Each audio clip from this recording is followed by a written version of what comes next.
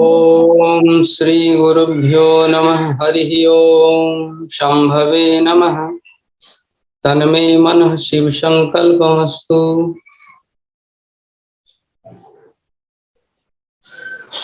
क्रिया योग के बारे में जो हमने पिछले दिनों चर्चा की थी, क्रिया योग के 3 अंग हैं: तप, स्वाध्याय, ईश्वर प्रणिधान। प्रणाम गुरुदेव। खुश रहिए। इस पर पिछले दिनों जो चर्चा हुई थी उसमें तप पे हुई थी। आज हम स्वाध्याय पर चर्चा करेंगे।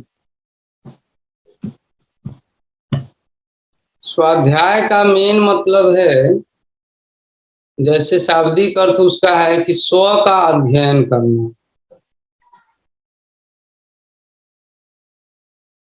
ये स्व का अध्ययन ही अपने आप में बहुत विशद विषय है। स्व का मतलब हो गया कि आत्मा। अब आत्मा की गवेषणा करनी है कि हम हैं कौन एक्चुअली।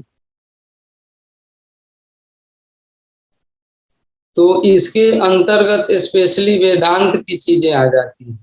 तप जो है वो कर्म है, क्योंकि उसमें जो है हमें साधना करनी है, हमें जप करना है, हमें ध्यान करना है, हमें क्रिया करनी है। ये सब तप के अंतर्गत आएंगे। लेकिन अब जो इस स्वाध्याय जो इसका एक अंग है, ये स्पेशली वेदांत है। वेदांत, वेद के जो सबसे पहले वेद में कर्म कांड है, उसके बाद उपासना कांड है, लास्ट में ज्ञान कांड है। कि जहाँ ज्ञान होगा वहाँ अज्ञान भी होगा, क्योंकि द्वंद्व से संसार बना हुआ है ना। तो जहाँ ज्ञान होगा वहाँ अज्ञान भी होगा, जहाँ सत्य है वहाँ असत्य भी होगा, जहाँ बुद्धि है वहाँ निर्बुद्धि भी होगी। लेकिन ज्ञान भी, ज्ञान और अज्ञान से परे की जो अवस्था है, न वहाँ ज्ञान है न वहाँ अज्ञान है, वो है विज्ञान। तो विज्ञान के धरातल पर जब हम पहुंच जाते हैं, उसी का नाम है वेदांत। ठीक है। तो इस स्वाध्याय के अंतर्गत वेदांत की चर्चा है। वेदांत का मूल लक्ष्य है व्यक्ति को अपने आत्मा के विषय में समझाना कि आत्म तत्व है क्या, परमात्म तत्व क्या है। इस स्व का अध्ययन करना है, यही स्वाध्याय है।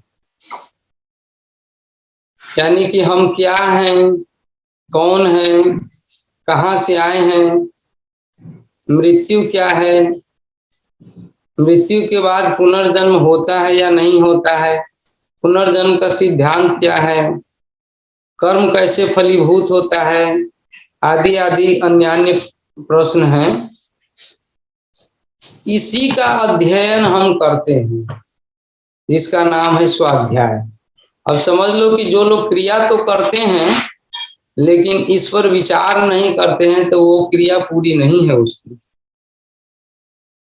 वो केवल कर्म कर रहे हैं। अब कर्म के साथ जो ज्ञान है, कर्म कांड, ज्ञान कांड, उपासना कांड, ये वेद के जो 3 अंग है, तो इसमें कर्म तो हमने कर लिया, गुरु की सेवा कर ली, भगवान की पूजा अर्चना कर ली, फूल चढ़ा दिया, अभिषेक कर दिया, ये सब कर्म कांड हो गया। उसके बाद बैठ करके हमने जो है जप किया, मंत्र जप किया, क्रिया किया, ये सब हो गया हमारा उपासना। ठीक है। अब आता है इसमें ज्ञान कांड, जो स्पेशली स्वाध्याय के अंतर्गत है। अब इस पर, इस स्वाध्याय को, इसका अभ्यास कैसे होगा अपने जीवन में, पहले इस बात को समझना है कि इसका अभ्यास होगा कैसे। तो स्वाध्याय के अंतर्गत 3 चीजें आती हैं: श्रवण, मनन और चिंतन। चिंतन कहें या निधिध्यासन कहें। श्रवण, मनन, निधिध्यासन। श्रवण का मतलब यह हो गया कि जो गुरु मुख से आपने श्रवण किया, गुरु ने जो उपदेश किया वो तो सुन लिया। अब जब उपदेश जो किया तो अब उस पे मनन करना है। जैसे हम किसी के यहाँ गए, हमने कुछ बातें सुनी, उसके बाद हम रास्ते में जब चलते हैं अपने घर की ओर वापस लौटते हैं तो हम मनन करते हैं कि उन्होंने क्या क्या बातें कही थी। अब जब मनन करेंगे तो देखेंगे कि बहुत सारी, मान लिया जाए जितनी भी बातें उन्होंने कही उसमें से कितनी बातें अब मुझे रिकॉल हो रही है। कुछ बातें तो स्किप हो जाती है। जब मनन करेंगे तो देखेंगे कि अरे ये क्या कहा था, कुछ कहा तो था लेकिन याद नहीं। ये हर व्यक्ति की अपनी धारणा क्षमता पर निर्भर करता है कि वो जो श्रवण किया है उसमें से कितनों को धारण किया है, मतलब स्मृति पटल पर कितनी चीजें अंकित हुई, कितनी नहीं हुई।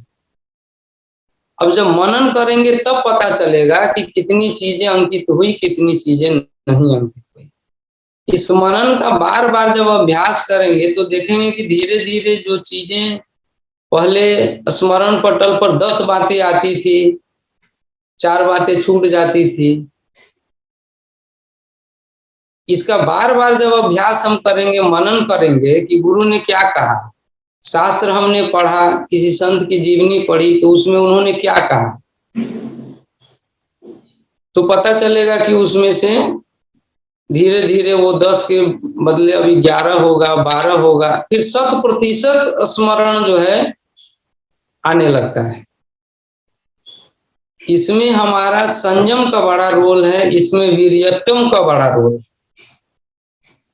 जो साधक लोग अपने अंदर तेज को धारण नहीं करते हैं, स्वामी विवेकानंद जी ने कहा कि जो रज और वीर्य है वही तेज है। पुरुष के अंतर्गत जो वीर्य है, स्त्री के अंतर्गत जो रज है वही तेज है। जो इस तेज से युक्त है उसका स्मरण बड़ा विलक्षण होता है। वो गुरु की बातों को बड़ा ध्यान से सुनता है।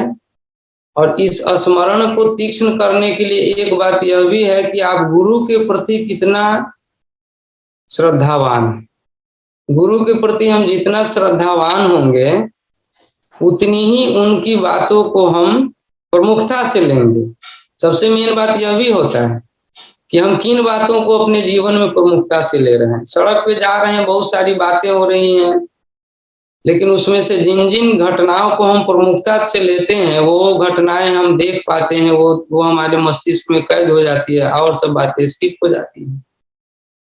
तो एक तो है कि गुरु के प्रति हम कितना श्रद्धावान हैं, अपने इस ब्रह्म विद्या के प्रति हम कितने आस्थान्वित हैं।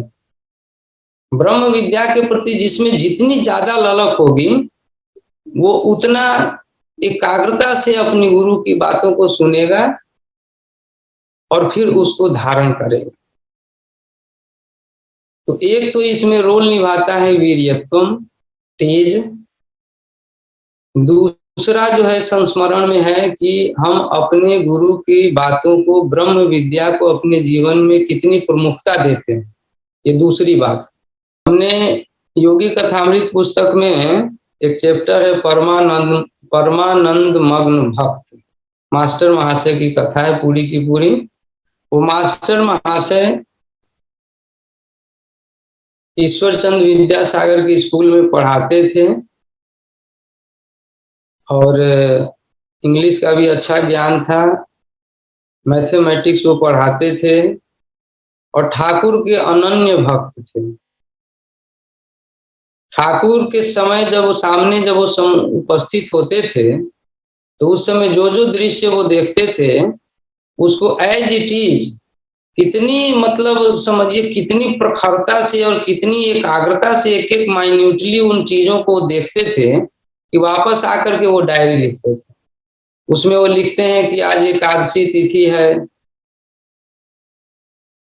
आज अमुक तिथि है, दिन का या रात का 8 बजा है, ठाकुर अपने बरामदे में टहल रहे हैं, कांधे पर जो है सो एक अंगोछा रखा हुआ है सामने भवनाथ, राखाल, नरेंद्र आदि भक्त लोग बैठे हुए हैं।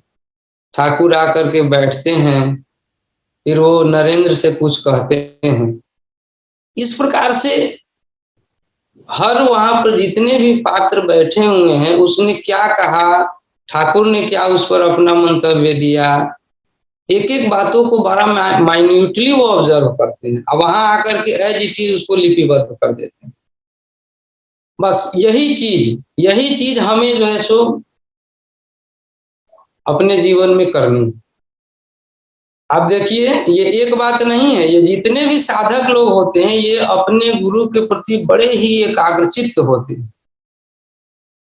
क्योंकि गुरु में चित्त लगाना ही ईश्वर में चित्त लगाना है। ईश्वर को तो हमने देखा नहीं, गुरु को हमने देखा है।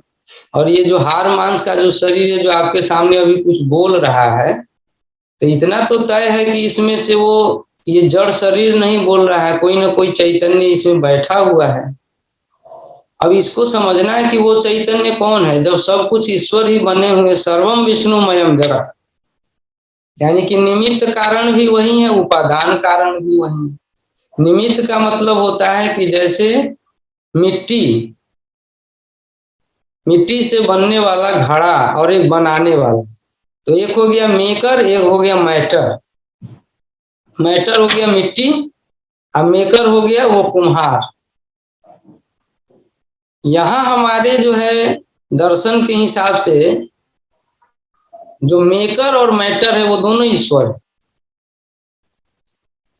यानी कि ईश्वर ही वह तत्व है जिसे ये शरीर बना हुआ है, ये जगत बना हुआ है। यानी ईश्वर ही बालू है, ईश्वर ही रक्त है, ईश्वर ही मांस है, ईश्वर ही नेत्र है, अस्थि मांस मज्जा वीर्य, ये 7 धातुएं हैं शरीर के अंदर। ये सप्त धातु से निर्मित ये जो शरीर है, वो सप्त धातु भी ईश्वर ही है, और इसको बनाने वाले भी ईश्वर ही हैं, और इसमें जो अधिष्ठित है वो भी ईश्वर ही है। यानी कि निमित्त कारण भी ईश्वर है। निमित्त कारण मतलब वो बनाने वाला, और उपादान कारण जिससे बन रहा है वो भी ईश्वर ही।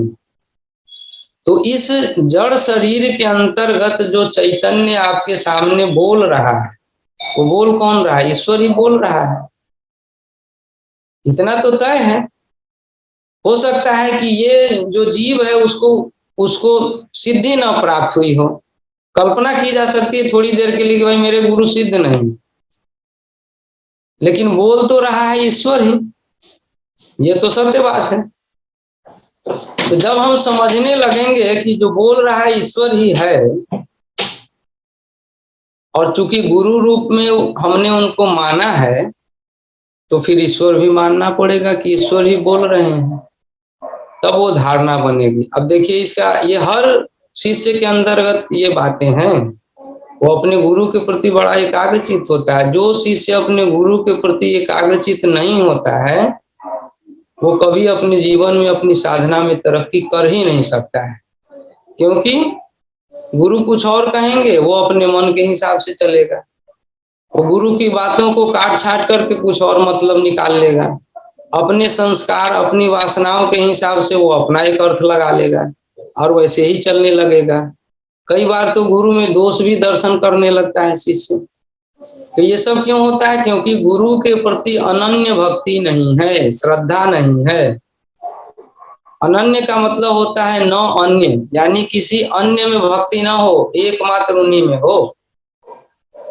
भाई बहुत सारी परंपराएं हैं, ठाकुर हैं, चैतन्य महाप्रभु हैं, हमारे लाहिड़ी बाबा हैं, लेकिन हमारी भक्ति अनन्य रूप से सब में श्रद्धा होगी, लेकिन भक्ति हमारी अनन्य रूप से लाहिड़ी बाबा में। ये होता है अनन्य भक्ति। बहुधा श्रीमद् भागवत महापुराण में, भगवत गीता में भी कहा है कि जो अनन्य रूप से मुझे भजते हैं। अब यहाँ सीधे भजते हैं का अर्थ नहीं है, यहाँ भगवान कह रहे कंडीशन लगा दिए कि भजते तो सब हैं, लेकिन जो अनन्य रूप से भजते हैं, यानी जिसके लिए मेरे अलावा कोई इष्ट नहीं है, जिसका मैं ही उसका सब कुछ, मैं ही उसका योगक्षेम वहन करने वाला हूँ, मैं ही उसका कल्प तरु हूँ। कल्प तरु का मतलब जो आकांक्षा करता है, मैं ही उसकी पूर्ति करने वाला हूँ। जितने भी साधक हैं और साधक के अलावा भी जितने भी लोग हैं जो आस्तिक हैं इस जगत में, वो कहीं ना कहीं अपनी समस्याओं से जब ग्रस्त होते हैं, कहीं दुख विपदा में आते हैं, तो उसी अपने अनन्य इष्ट के समक्ष शरणागत होते हैं और कहते हैं कि आप मेरी सहायता कीजिए, आप मुझ पर कृपा कीजिए। तो भगवान यही कहना चाह रहे हैं कि जो अनन्य रूप से मुझको भजता है वही मुझे बड़ा प्रिय है। तो गुरु के प्रति अनन्य भक्ति होनी चाहिए। गुरु सब हैं और भी गुरु हो सकते हैं, लेकिन हमारे लिए तो यही है जी। इन्होंने जो कहा वही हमारे लिए पत्थर की लकीर है, अन्य को हम नहीं मानते। यही है अनन्य भक्ति। तो मैं ये कह रहा था कि गुरु में अनन्य भक्ति होने से, श्रद्धा होने से ही गुरु के प्रति एकाग्रता होती है। यहाँ तक कि योगी कथामृत जो पुस्तक लिखे हमारे परम गुरुदेव परमहंस योगानंद जी महाराज, वह देखिए 1918 तक वो अपने गुरु के सानिध्य में रहे और उसके बाद वो अमेरिका गए हैं। अमेरिका जाने के बाद 1946 में, 1936 के आसपास, जब 1935 में जब वो यहाँ आए थे, तो उसके बाद यहाँ जो है से सारे मटेरियल कलेक्ट करके ले गए, फोटो इत्यादि ले गए। लाहिड़ी बाबा की पत्नी से मिले, उनसे कुछ कथाएं जानी उनके बारे में। उनके अन्य शिष्यों से वो पहले भी मिलते रहे, बाद में भी फिर मिले। केशवानंद ब्रह्मचारी से मिले कुंभ मेला में जाने के दौरान। तो ये सब मिलने के बाद जब 1936 में वो रिटर्न होकर के अमेरिका जाते हैं, तब वो जो है सो ऑटोबायोग्राफी की रचना करते हैं। अब ये देखिए, कहा 1918, कहा 1936, 18 वर्ष बीत गए, लेकिन उस पुस्तक में अपने गुरु के साथ कैसे कैसे उन्होंने बिताए समय, गुरु ने क्या क्या बात कहा साधना से संबंध में, अन्य बातों के संबंध में, एक एक बात उन्होंने जो है उसकी चर्चा उसमें की है। तो आप समझ सकते हैं कि वो अपने गुरु के प्रति कितने आग्रहशील थे कि एक एक बात को उन्होंने उसको धारण किया और उसको एज इट इज लिपिबद्ध किया। तो कहीं ना कहीं उनमें कितनी कंसंट्रेशन रही होगी। तो ये बात हमें समझनी पड़ेगी कि गुरु लोग जो हमारे पूर्व के आचार्य लोग हुए हैं, हमारी परंपरा में ही नहीं, अन्य परंपरा में, जितनी भी परंपराओं में जो आचार्य गण हुए हैं, जो सिद्ध लोग हुए हैं, उन्होंने क्या अपने जीवन में अपनाया, वही हमें भी अपनाना है, वही अनुकरणीय है। इसीलिए कहा गया है, हमारे यहाँ एक सूक्ति है, महाजनो येन गतः स पंथः, यानी कि महाजन यानी कि बड़े बड़े श्रेष्ठ पुरुष लोग जिस मार्ग से गए हैं, वो जो उनका फुटप्रिंट है वही पथ है। यानी कि उसी पथ का अगर अनुगमन हम भी करें तो हम भी उस गंतव्य तक पहुंच सकते हैं। ये स्वामी श्री युक्तेश्वर गिरी जी का जो अपना जो झंडा था, जो पताका था, जो जब वो अपना प्रभात फेरी इत्यादि निकालते थे, तो उसमें वो जो उनकी जो पताका थी उस पे ये संस्कृत में लिखा रहता था। दो वाक्य लिखे रहते थे। एक लिखा रहता था महाजनो येन गतः स पंथः, और दूसरा लिखा रहता था आत्मानं विद्धि, यानी कि अपनी आत्मा को जानो। ये दो उक्ति लिखी रहती थी। तो उन्होंने इसीलिए इसको डाला कि जितने भी अनुकरणीय बड़े बड़े संत हुए हैं, हमारे पूर्वाचार्य हुए, खास करके क्रिया परंपरा में, चूंकि हम क्रिया से जुड़े हुए हैं, सबकी साधना पद्धति अलग अलग। मान लिया जाए किसी दूसरे के जीवन को हम अपनाने लगेंगे तो उनकी साधना पद्धति अलग है, तो हो सकता है कि हमारी साधना पद्धति उनके में थोड़ा सा भेद हो, और वो अगर हम अपने जीवन में अपना ले तो उससे थोड़ा सा कठिनाई आ जाए। इसलिए हमारे जो पूर्वाचार्य हैं, हमें उनका अनुसरण करना। तो ये सारी बातें मैं बताई इस उपलक्ष्य में कि हम जो गुरु जो कहते हैं वो हमारे स्मरण पटल पर, स्मृति पटल पर कितना अंकित होता है। उसमें दो प्रमुख बातें फिर से कहेंगे। एक है कि ब्रह्म विद्या के प्रति हमारे जीवन में कितनी आग्रहशीलता है, कितना हम प्रायोरिटी देते हैं उसको। दूसरा, गुरु के प्रति कितनी श्रद्धा है। तीसरा, कि हम कितने तेजोमय हैं। क्योंकि अर्जुन को भगवान ने एक जगह वीर्यवान शब्द से भी संबोधित किया है, यानी कि तेजोमय। अब जब गुरु से वो बातें जब श्रवण करते हैं तो श्रवण करने के बाद दूसरा स्टेप आता है कि उस पर मनन करें कि क्या कहा था गुरुदेव ने, ये बात कही थी, इसका क्या मतलब हुआ, ये क्यों कहा उन्होंने, इसका क्या तात्पर्य है, हमारे जीवन से ये कैसे रिलेटेड, क्या संकेत करना चाहते हैं गुरुदेव। अब इस पर मनन करना है। इस पर जब मनन करेंगे तो हम देखेंगे कि एक तो फिजिकल रूप में जो गुरु ने जो कही, जो शब्द रूप में हमारे कानों में आया, और एक गुरु तत्व जो हमारे अंदर बैठा हुआ है सूक्ष्म रूप से, वो तो फिजिकल फॉर्म हुआ, उसी का एस्ट्रल फॉर्म जो है, जो हमारे अंदर बैठा हुआ गुरु तत्व, अब वो क्लेरिफाई करेगा। जब हम मनन करेंगे तो वो क्लेरिफाई करेगा कि गुरु ये कहना चाहते हैं। वो जवाब आता है, अंतर मन में उठेगा वो जब। तो ये इसको अपने साधना का हिस्सा बनाना है। साधक हमेशा वस्तु विचार करता रहता है, वो खाली नहीं छोड़ता है। कर्म करके ही कर्म से ऊपर उठ सकते हैं।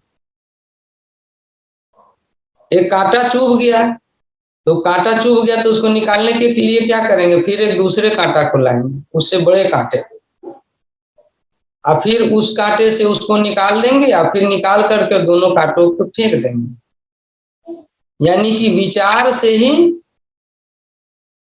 हम परे जा सकते हैं। उसके लिए विचार का ही दोहन करना पड़ेगा, विचार का ही अवलंबन करना पड़ेगा। एक विचार से, असद विचार से सद विचार, यानी असद विचार रूपी जो कांटा चुभा हुआ है उसको सद विचार से उसको निकाल देंगे, और फिर विचार और सद विचार दोनों से परे निर्विचार की स्थिति में पहुंच जाएंगे, जहां कोई विचार ही नहीं, शून्यता। तो कोई सीधे कहे कि जो हम शून्यता में पहुंच जाएंगे, ऐसे नहीं हो सकता। इसका एक क्रम है। प्रवृत्ति से निवृत्ति, निवृत्ति से निर्वृत्ति, समझ गए? ये 3 स्टेजेज हैं। प्रवृत्ति का मतलब होता है किसी चीज में आसक्ति, अटैचमेंट। उस अटैचमेंट से जब हम डिटैच हो जाते हैं तो हो गया निवृत्ति।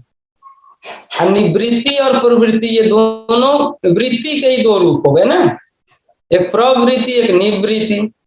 एक उसकी ओर है, एक उससे अलग है लेकिन दोनों वृत्ति।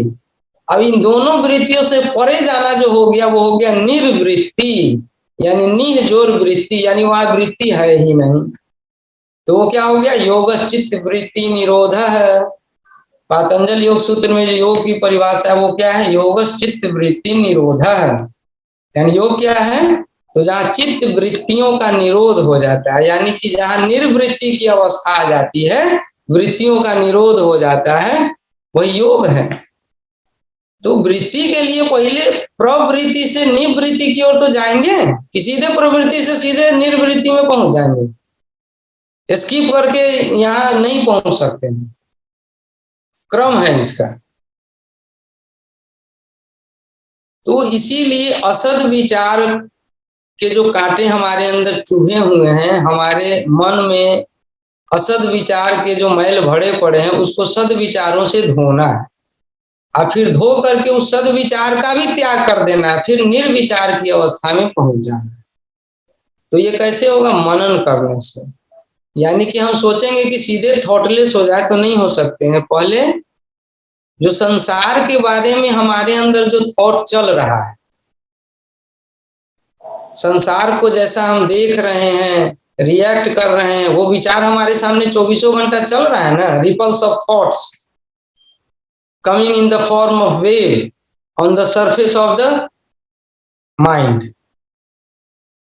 ये जो आ रहा है, रिपल्स ऑफ थॉट्स जो आ रहे हैं, लेकिन ये थॉट किसके प्रति है, संसार के प्रति आ रहा है, क्योंकि अभी हमारा मन संसार में आसक्त है। तो ये जो थॉट आ रहे हैं संसार के प्रति, ये असद विचार है। क्यों? क्योंकि संसार मिथ्या है। तो संसार मिथ्या है तो उसके प्रति जो विचार आ रहा है वो भी मिथ्या होगा। होगा कि नहीं होगा? जब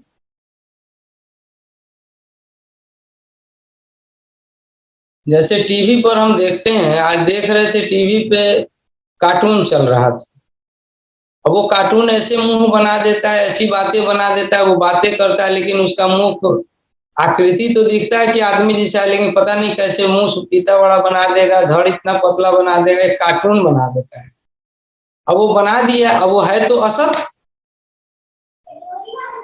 अब वो असत है लेकिन बोल रहा है, सब कुछ कर रहा है, हम पर प्रभाव भी डाल रहा है, और उसका जो प्रसारण हो रहा है कहीं से, वो सूक्ष्म तरंगे जो आ रही हैं हमारे टीवी के अंदर, तो वह भी असत है। वो तरंग भी असत है, वो भी अस्थाई नहीं है। वो तरंग भी असत है, नतीजा है उसका रिफ्लेक्शन भी असत है, उसका कोई एग्जिस्टेंस नहीं है, लेकिन वो कुछ देर तक पटल पे दिखाई दे रहा है टीवी पर। इसी प्रकार से जब ये जगत ही मिथ्या है, तो उस मिथ्या जगत के प्रति जो विचार हमारे अंदर बन रहा है, क्या वो सत्य होगा? वो भी मिथ्या होगा।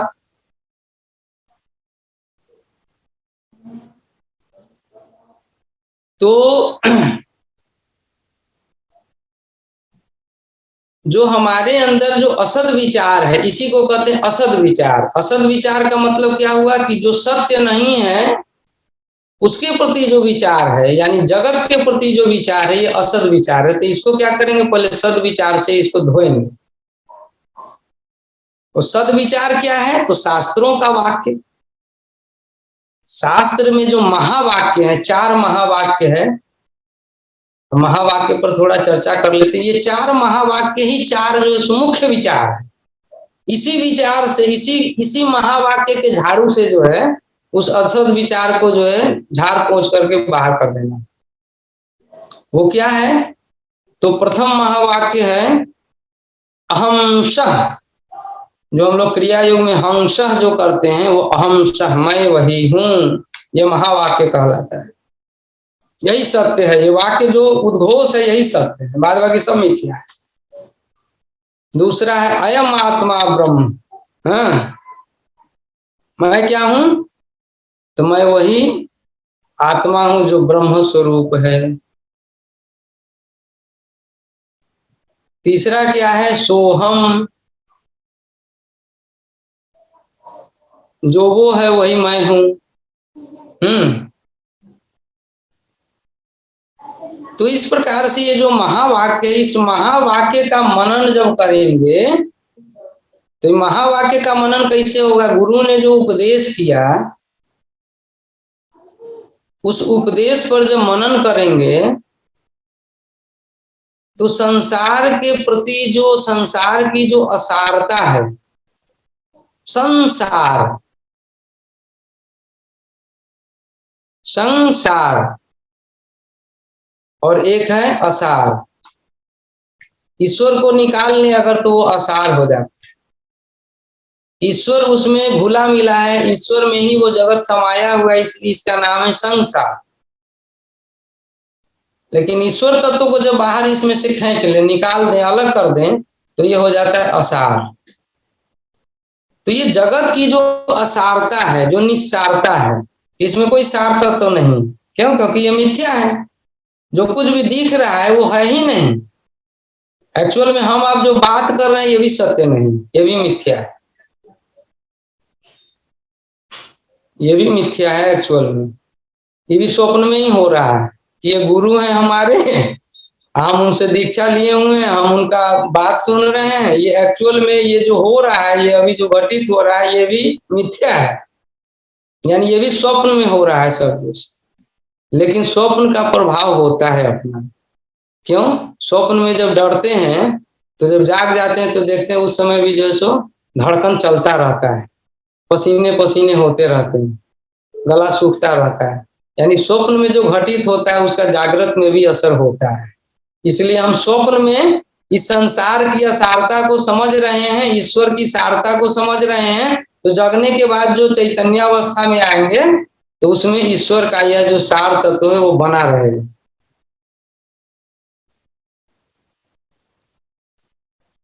तो जब हम चिंतन मनन करेंगे गुरु के वाक्यों का, तो मनन करने से क्या होगा कि जो गुरु ने उपदेश किया उस पर हम ठीक ठीक अमल करेंगे। अब उसके बाद इसका तीसरा क्रम आता है निधि ध्यासन। निधि ध्यासन का मतलब होता है कि अपने जीवन में उसका अध्यास करना। अध्यास का मतलब होता है कि उसको अपनाना।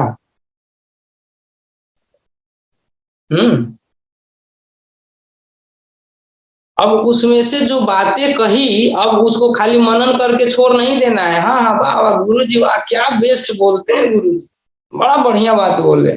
बस खाली इतने बात सोच करके नहीं रह जाना है। अब उसमें जो आप जो बात बोले, अब उसको अपने जीवन में ढालना है। तो ये जो ढालना है इसी को निधि ध्यासन कहते हैं। उसका अध्यास करना अपने जीवन में, यानी कि अपने जीवन में उसको क्या बोलते हैं, उसको आत्मसात करना।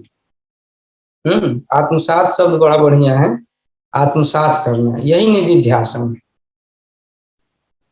तो ये साधना के ये तीन क्रम है, श्रवण मनन निधि ध्यासन।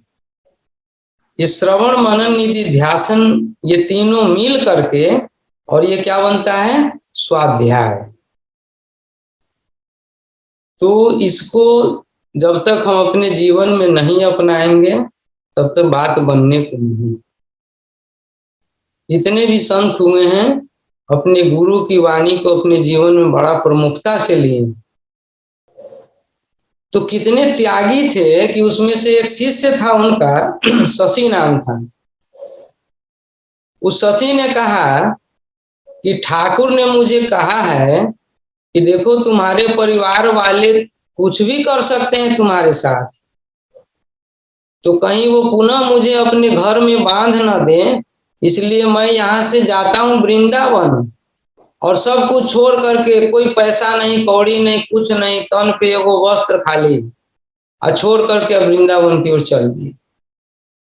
क्या तो यहाँ रहेंगे तो फिर माता पिता कोई ना कोई रिलेटिव आ जाएगा और फिर बहला फुसला करके दबाव डाल के ले जाएगा, पुनः मुझे संसार में फंसा देगा। तो ठाकुर की बातों को स्मरण कर करके और सब ने अपने जीवन को जो है उन्हीं के अनुरूप ढाला, और वही ठाकुर के आज वचन हैं जो आज रामकृष्ण मिशन में गाए बजाए जाते हैं, और आने वाले कितने ही लोग उससे प्रेरणा पाते हैं।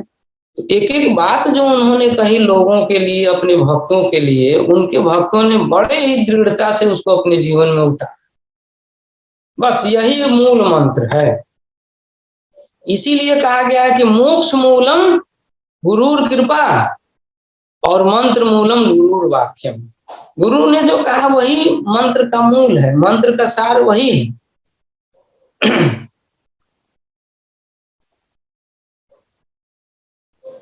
और मंत्र का जो है सो डेफिनेशन क्या है, तो मननात् त्रायते इति मंत्र, जिसके मनन से व्यक्ति को त्राण मिल जाए, यानी मुक्ति मिल जाए।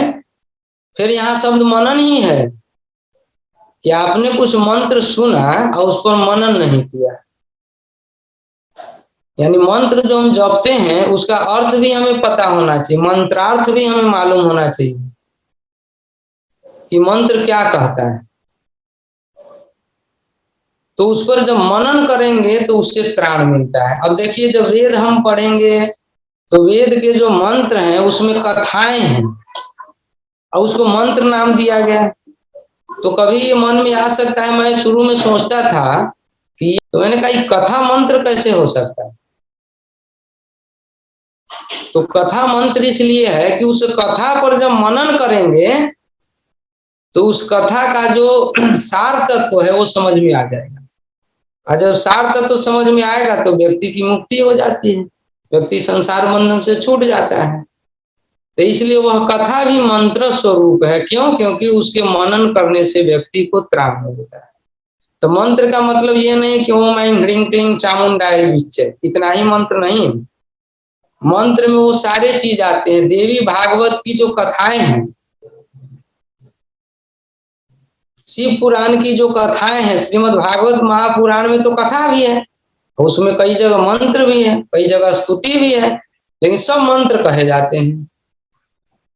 सप्तशती में जो है सो शुंभ निशुंभ रक्त बीज इस सब के जो है सो वध का वर्णन है, तो वो तो कथा रूप में है। तो क्या वो मंत्र नहीं है? मंत्र है वो, क्योंकि हमारे अंदर ही शुंभ निशुंभ बैठा हुआ है। और जब माँ भगवती की शक्ति वो जागृत होती है तब जाकर के उसका नाश होता है। तो वो कथा ही नहीं है, वो मंत्र स्वरूप है। तो इसीलिए उसका मंत्र नाम दिया गया, क्योंकि उन कथाओं के श्रवण करने से भगवान के प्रति भक्ति बढ़ती है, भगवान में श्रद्धा विश्वास बढ़ता है, भगवान के ऐश्वर्य पर हमें विश्वास होने लगता है कि भगवान हमें सभी रूपों से रक्षित करेंगे। और यह विचार जब दृढ़ होता है तो इससे हमें त्राण मिलती है। जगत के जो भव बंधन है, यानी संसार के जो 50 तरह के बंधन है, जो दुश्चिंताएं हैं, उससे मुक्त होने में हमें बहुत सहायता मिलती है। तो वो त्राण का विषय बना कि नहीं बना? तो इसीलिए कहा गया कि मननात् त्रायते इति मंत्र है। जिसके मनन से त्राण हो जाए, यानी मनन तो करना ही करना, अगर त्राण हमें चाहिए तो मनन करना ही पड़ेगा। और फिर क्या कहा गया कि मंत्र मूलम गुरुर वाक्यम। अब वो जो मनन करने का जो मंत्र है वो क्या है? उसके मूल में क्या है? गुरु का वाक्य, यानी गुरु जो कहते हैं वही मनन करने योग्य है। बाद बाकी तो अपने समझ में आने को है नहीं। शास्त्र में बड़ा विरोधी विरोधी बातें भी लिखी हुई है, जिसको आम व्यक्ति अगर समझने का कोशिश करे, अपने से चेष्टा करे ये क्या कहना चाह रहे हैं, तो उसमें हो सकता है कि हमारा मस्तिष्क फंस जाए और हम ठीक निष्कर्ष पर न निकले। इसलिए शास्त्रों को गुरु मुख से सुनना चाहिए, शास्त्र को गुरु मुख से सुनना चाहिए, तभी शास्त्र की बातें समझ में आती हैं।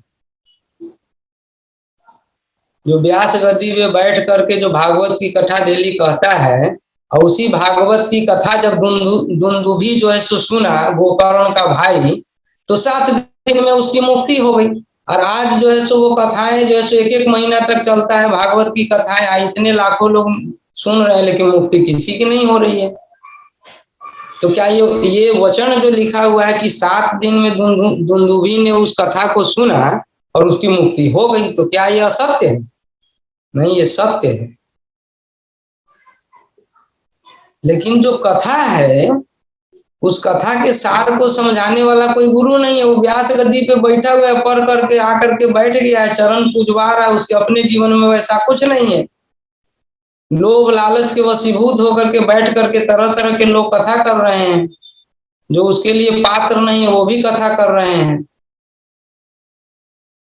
तो जिसके मुख और वचन, कर्म और वचन एक नहीं हो गए, उसके मुख से निकली हुई वाणी का कोई असर नहीं होता है, ये भी शास्त्र कहती है।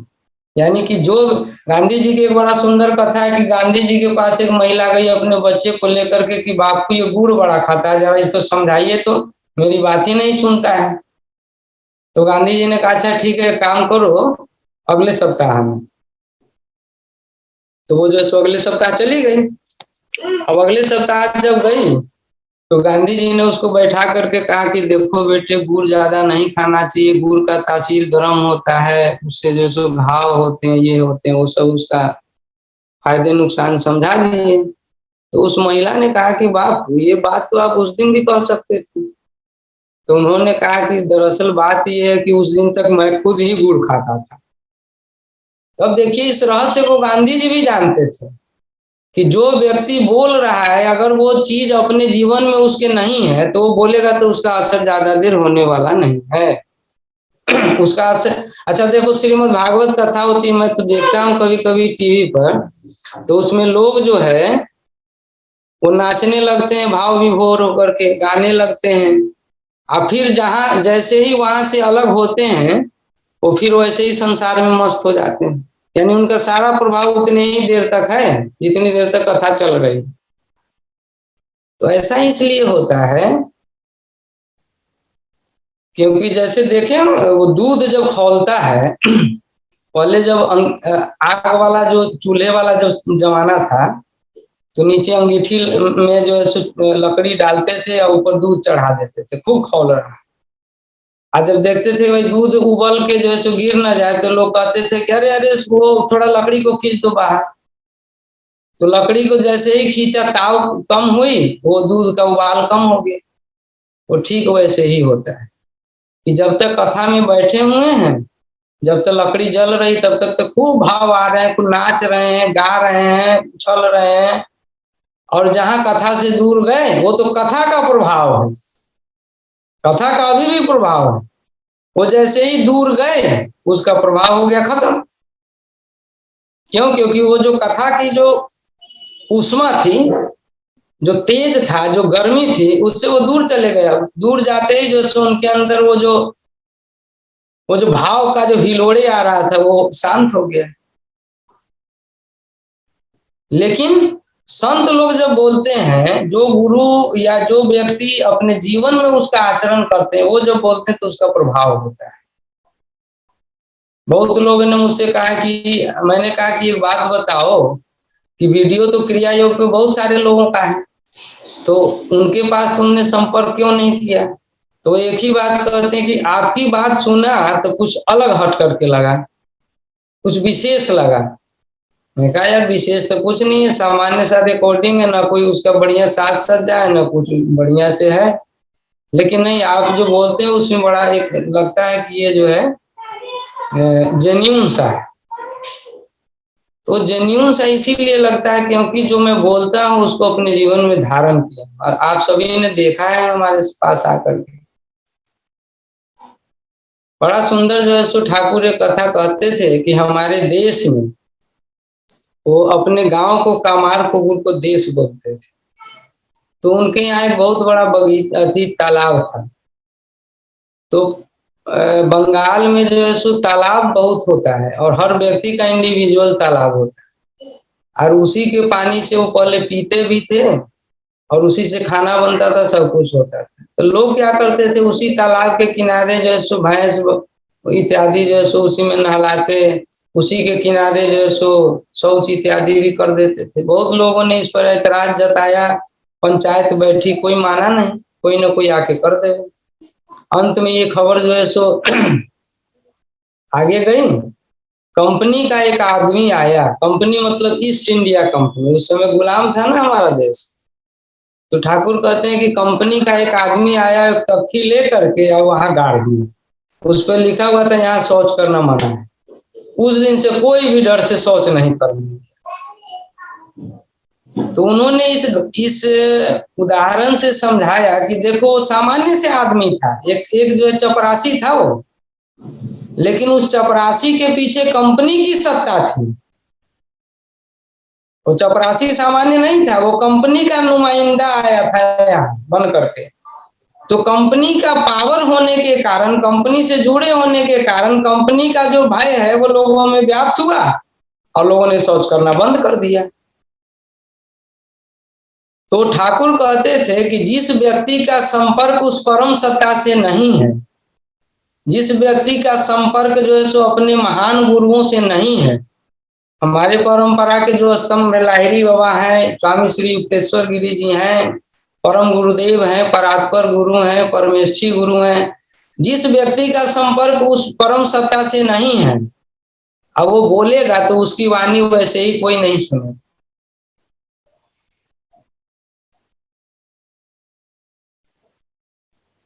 तो आज हमने जाना कि क्रिया योग के जो 3 अंग है, तपस, स्वाध्याय, ईश्वर प्रणिधानानि क्रिया योग है, उसके अंतर्गत तप हमने डिस्कस कर लिया। आज हमने स्वाध्याय जाना। स्वाध्याय के 3 जो है सो क्रम है, उसमें है श्रवण, मनन, निधिध्यासन। श्रवण का मतलब हुआ कि गुरु से जो हमें सुनने को मिला ज्ञान की बातें, वो तो श्रवण हो गया। फिर उन बातों को अपने स्मृति पटल पर अंकित करें, कितना अंकित हुआ उसको रिकॉल करें, उस पर मनन करें, और मनन करने के बाद जो बातें समझ में आई, जहां तक समझ में आई, जितने अंशों में समझ में आई, उसको अपने जीवन में अभ्यास में लाना है। ये निधि ध्यासन हो गया। इन तीनों को मिला देने से वो स्वाध्याय का रूप बन जाता है। यही है स्वाध्याय, स्वयं का अध्ययन, कि हम क्या हैं, हमारी जगत में स्थिति क्या है, हम भक्त हैं, हम भगवान के पुत्र हैं, हम दास हैं, हम आत्मा हैं, हम परमात्मा के अंश हैं। यही स्वाध्याय है।